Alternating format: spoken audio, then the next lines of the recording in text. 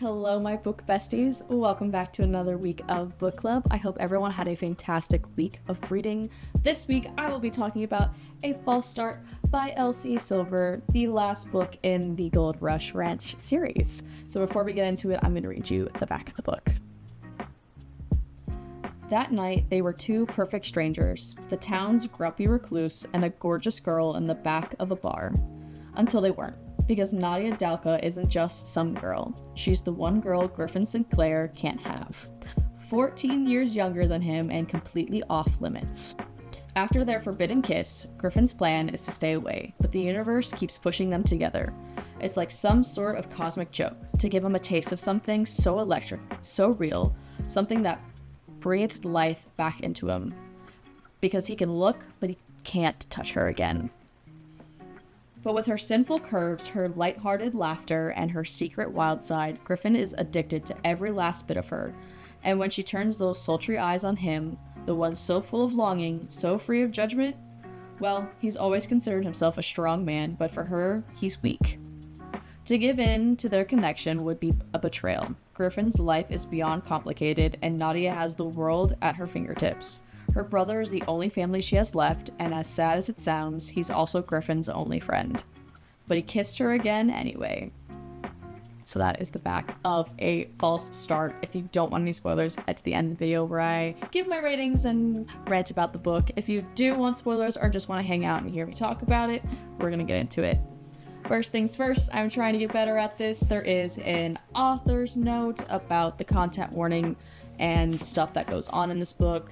I always check because it's important to know that sometimes they talk about hard topics and it might be triggering for some people.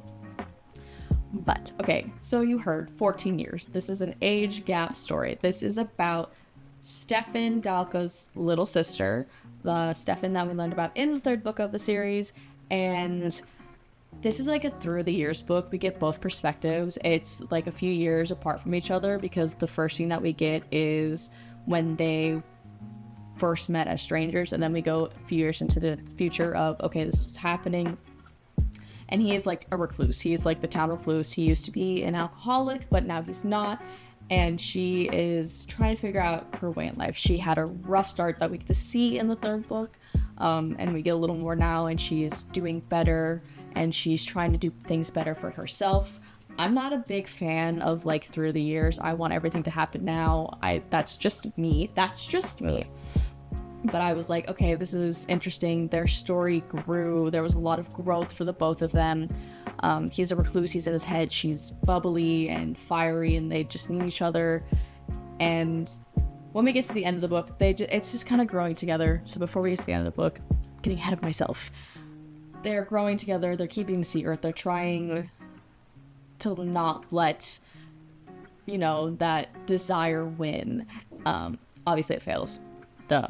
But at the end of the book, her brother, Stefan, is like, hurt her and you die, kind of thing, because that's her older brother. Duh. So, I like the story. It was gorgeous. There are scenes in there that, actually made me want to cry.